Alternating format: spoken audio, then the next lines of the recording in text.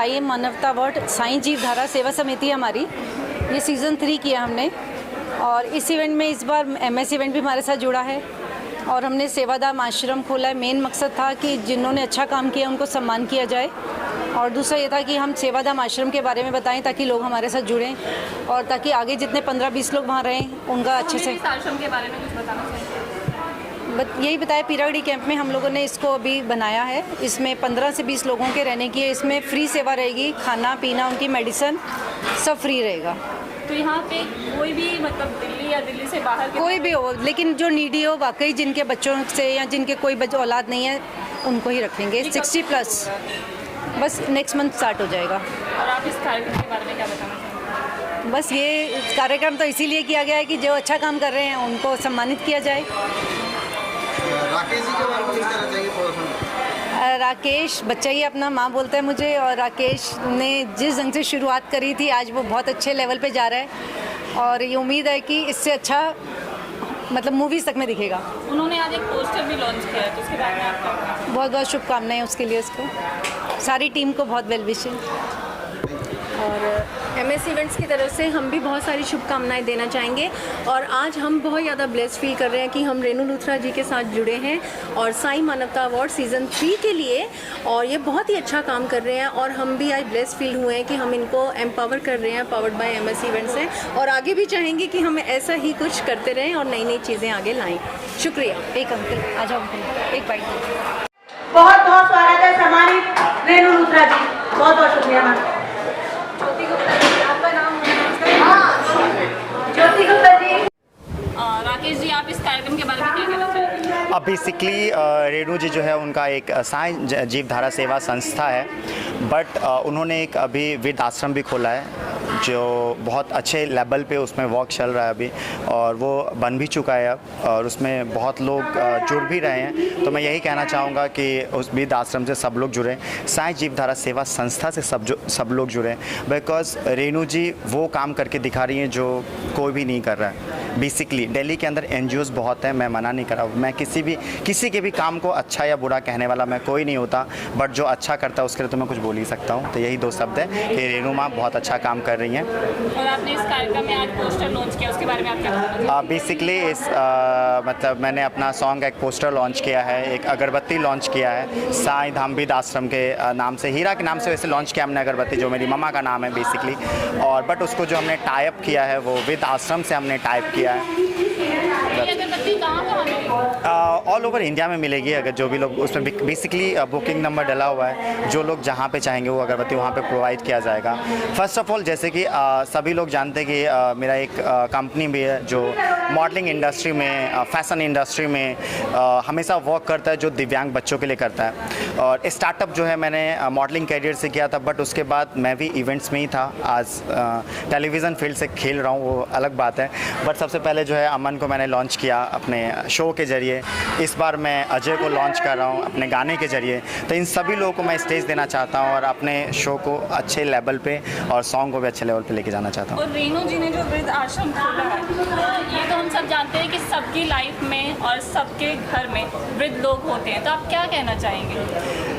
Basically अगर इस चीज़ के बारे में मतलब हर इंसान ये बोलता है कि मतलब माँ बुरा नहीं होता है या बच्चे बुरे नहीं होते हैं, मतलब वैसे सब लोग ये बोलते हैं कि माँ कभी बुरा नहीं हो सकती। बट अगर नाज जोशी मैम की मैं अगर बात करूँ तो कभी मैंने इनका बायोग्राफी नहीं देखा है, लेकिन बहुत सारी चीज़ें मैं अगर ट्रांस के ऊपर देखा जाए तो मतलब इनको बहुत ईजिली छोड़ दिया जाता है, मतलब कहते हैं सपोर्ट नहीं करते हैं बेसिकली, जो रियल है, मतलब ये कोई फेक नहीं है। तो मैं ये नहीं कह सकता कि माँ बुरी नहीं हो सकती है, माँ भी बुरी होती हैं, जो मैंने खुद मतलब एक एग्जाम्पल के तौर पे मैंने आपको बताया ना, सेम वही चीज़ है। अगर माँ बुरी है तो फिर बच्चे भी बुरे होते हैं, जब बच्चे बुरे होते हैं तो फिर माँ वृद्ध आश्रम में होती हैं, सेम सिस्टम है। इसके अलावा रीज़न यही है कि मतलब आज की डेट में जो जैसे कहते हैं कि बहुएं बहुत ज़्यादा सपोर्ट नहीं करती हैं, अपने सास को, अपने कल्चर्स को, उनको ऐसा लगता है कि मतलब इंडिपेंडेंट रहना, जो थॉट बना के हर थॉट प्रोसेस से काम करते हैं वो लोग। इसकी वजह से बहुत सारे बुजुर्ग हैं जो वृद्ध आश्रम में ही जाते हैं और उनको वहीं पे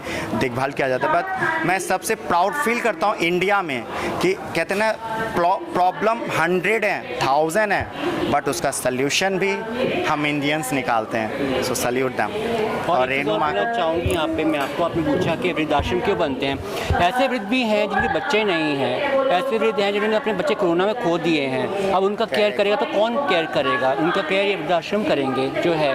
और जहाँ तक बच्चों की छोड़ने की बात है, मुझे लगता है ताली शायद एक हाथ से नहीं बचती है। कहीं ना कहीं वो वृद्ध लोग भी शायद एडजस्ट नहीं कर पाते होंगे अपने बच्चों के साथ में, फैमिली के साथ में। कहीं ना कहीं उनकी इच्छा भी रहती होगी कि शायद हम लोग इनसे अलग हो जाएँ, इंडिपेंडेंट रहें, हम लोग इन पर डिपेंडेंट ना रहें। तो आई थिंक वो सब चीज़ें भी होती हैं। इसका खाली बच्चों को दोष देना एक जो है, आई थिंक वो सही नहीं रहेगा। यहाँ पर माँ बाप भी बहुत ज़्यादा करते हैं। मैं अपनी माँ की एग्जांपल दूंगी। आज मैं पूरी दुनिया के लिए एग्जांपल हूँ, चाहे वो किन्नर समुदाय हो, आदमी हो, औरत हो। लेकिन आज भी मैं घर जाती हूँ तो मेरी माँ बोलती है, आ गया हिजड़ा, मरा क्यों रास्ते में। इस तरह से बातें की जाती हैं और मैं कुछ नहीं बोलती हूँ उनके आगे खिलाफ, मैं कुछ नहीं कहती हूँ। बट ये कहना कि भाई माता को माता नहीं हो सकती है आज के देश में। कहते हैं कि बेटा जो है वो कबूत हो सकता है, पर माता को माता नहीं हो सकती। लेकिन मेरे एग्जाम्पल अगर देखेंगे आप, मेरी माँ ने तो मुझे बचपन से घर से बाहर निकाल दिया था, कि छोड़ दिया था, जाओ खुद कमाओ खुद खाओ। तो ये बात है, ऐसी बातें होती हैं। और जहाँ तक वृद्धाश्रम की बात है, तो आई थिंक वृद्धाश्रम में बहुत ज़्यादा ये होता है कि बच्चे जिनके नहीं होते हैं, जो सपोर्ट नहीं कर पाते हैं, चाहे वो आई थिंक विदेश में हो, कहीं हो, चले जाते हैं, तो वो बच्चे कहाँ जाएँ वृद्ध लोग। सर अपना परिचय दीजिए। मेरा नाम अमन ठाकुर है। मैं बेसिकली नोएडा से हूँ। सर जैसे कि रेणु जी ने जो प्रोग्राम ऑर्गेनाइज किया है, आप इसमें एज ए गेस्ट के तौर पे आए हैं, तो कैसा महसूस कर रहे हैं? देखिए, पहले मैं बता दूं, मुझे बहुत अच्छा लग रहा है आज इस शो के बारे में, क्योंकि इस अवार्ड का नाम ही साईं मानवता अवार्ड है। मानवता हर इंसान के अंदर होनी चाहिए। सो मुझे लगता है कि ये शो काफ़ी बेहतर था और मुझे काफ़ी अच्छा लगा। काफ़ी लोग जो है बहुत ऐसे ऑर्गेनाइजर जो दिव्यांग बच्चों के ऊपर कुछ ना कुछ कार्यक्रम निकालते रहते हैं। आज आप भी उनके स्पेशल बच्चों में से एक है।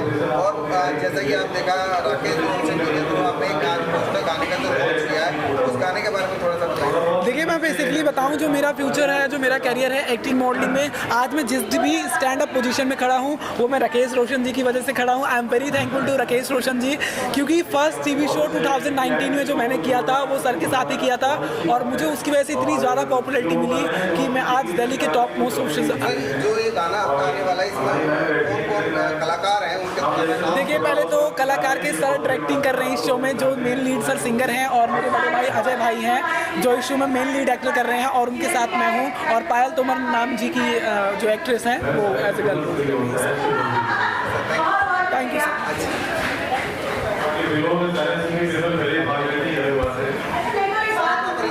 माय नेम अजय कुमार कुशवाहा है। मैं उत्तर प्रदेश कुशीनगर से रहने वाला हूँ। और तुम लोग यार जी,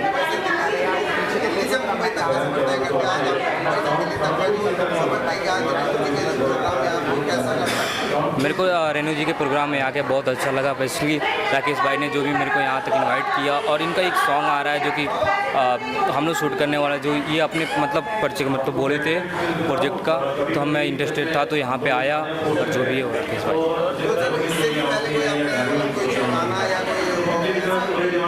नहीं, अभी एक्टिंग के थ्रू मतलब आ रहे हैं, मतलब एक्टिंग क्लास में मतलब हाथ डाले हैं। जो भी सीन है अभी स्टार्टिंग है।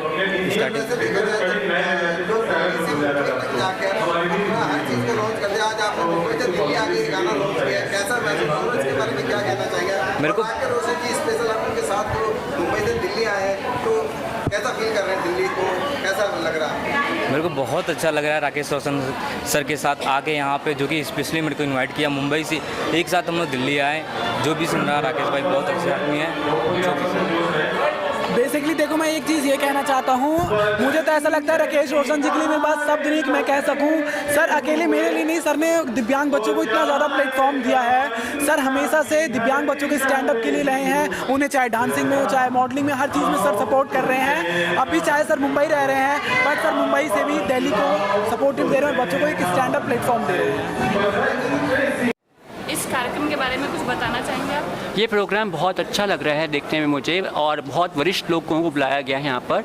और जब हम किन्नर समुदाय से किसी को बुलाया जाता है, ये हमारे गर्व की बात महसूस होती है कि आज लोग समानता, इक्वालिटी की बात कर रहे हैं, और इक्वालिटी हमें दिख भी रही है। जहाँ पे आदमी आए हैं, पुरुष आए हैं, महिलाएं हैं, वहाँ किन्नर समुदाय के एक किन्नर को भी बुला के सम्मान किया गया है। मैं बहुत खुश हूँ इस बारे में। और रेणु जी द्वारा जो वृद्धा आश्रम बनाया जा रहा है, उसके बारे में आप क्या कहना चाहेंगे? बहुत अच्छी बात है, बहुत अच्छा काम कर रही हैं, वृद्धाश्रम खोल रही हैं। वो हमारे समाज में ऐसी विधवाएं हैं जिनको लोग बहुत गंदी नज़र से देखते हैं, वो लोग वहाँ आएंगी, रहेंगी, अपना खुद का लालन पोषण करेंगी, कमाएंगी, और सबसे बड़ी बात समाज के तानों से दूर रहेंगी। क्योंकि हमारे लिए सबसे इम्पॉर्टेंट चीज़ ये होती है कि समाज में जीने नहीं देता, चाहे वो किन्नर समाज हो या फिर विधवाएँ हों या कोई भी ऐसी लड़कियाँ हों, हमें जो है समाज ताने मार मार के मार देता है। तो मैं बहुत खुश हूँ कि ऐसे आश्रम खोल रही हैं जहाँ लड़कियाँ आगे जाके अपनी लिए कुछ कर पाएंगी।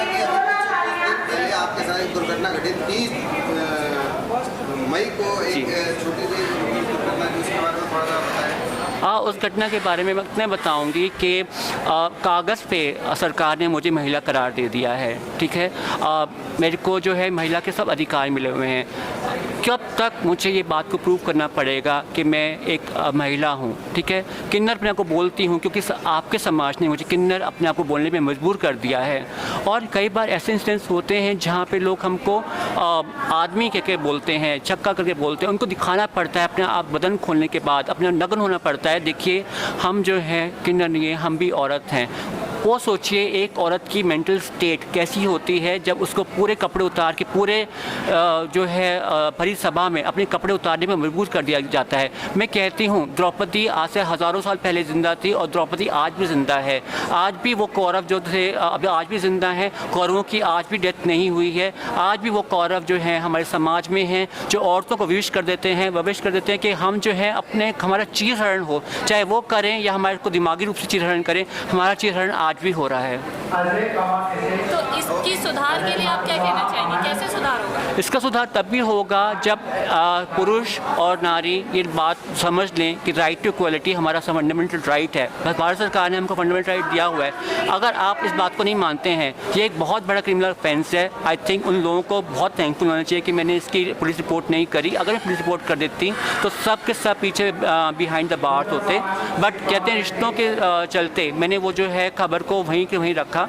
और मैं यही बोलना चाहूँगी अगर इस चीज़ को हम सब स्टॉप करना चाहते हैं तो हम लोगों को एक दूसरे की रिस्पेक्ट करनी चाहिए, चाहे वो आदमी हो, औरत हो या किन्नर हो, बराबर का सम्मान दीजिए। मैम राकेश रोशन जी को कुछ कहना चाहिए? राकेश रोशन जी करें कौन है?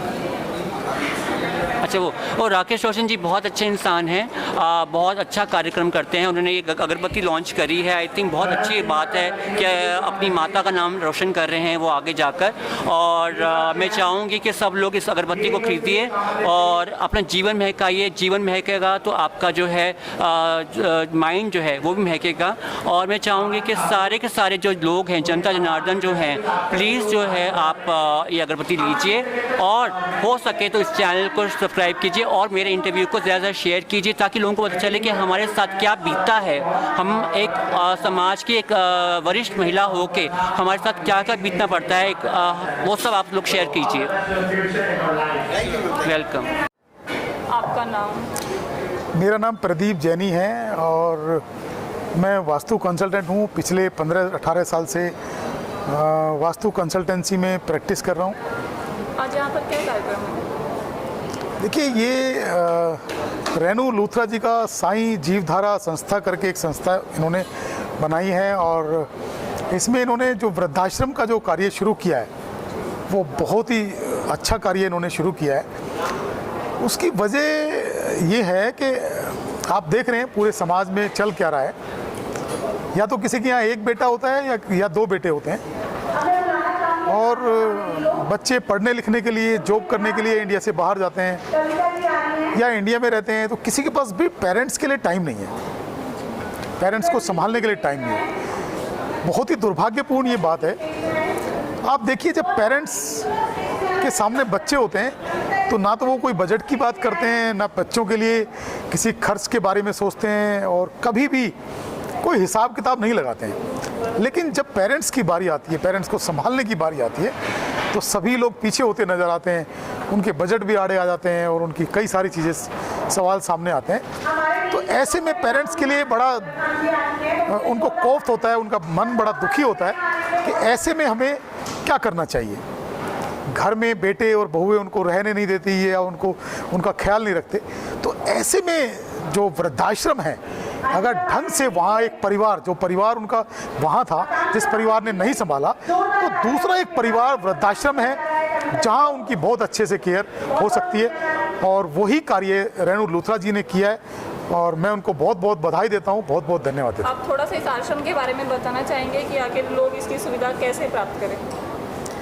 देखिए, मुझे आश्रम के बारे में बहुत ज़्यादा तो नॉलेज नहीं है, लेकिन जहाँ तक मैं मानता हूँ कि रेणु लूथरा जी का जो सिस्टम है काम करने का, वो ये है कि कोई भी अगर वृद्धाश्रम में आना चाहता है और कोई भी तकलीफ में अपने परिवार में है, कोई परिवार वाला उसको संभाल नहीं रहा है, तो वहाँ वो सहर्ष आइए और वहाँ की जो सुविधाएं हैं, वहाँ की जो दवाइयाँ हैं, वो जो वहाँ का रहन सहन का जो खर्च है, वो सब कुछ वहन करेंगे और उनको बिल्कुल जैसे परिवार से भी ज़्यादा अच्छे से उनको वो रखेंगे, ये मेरा मानना है।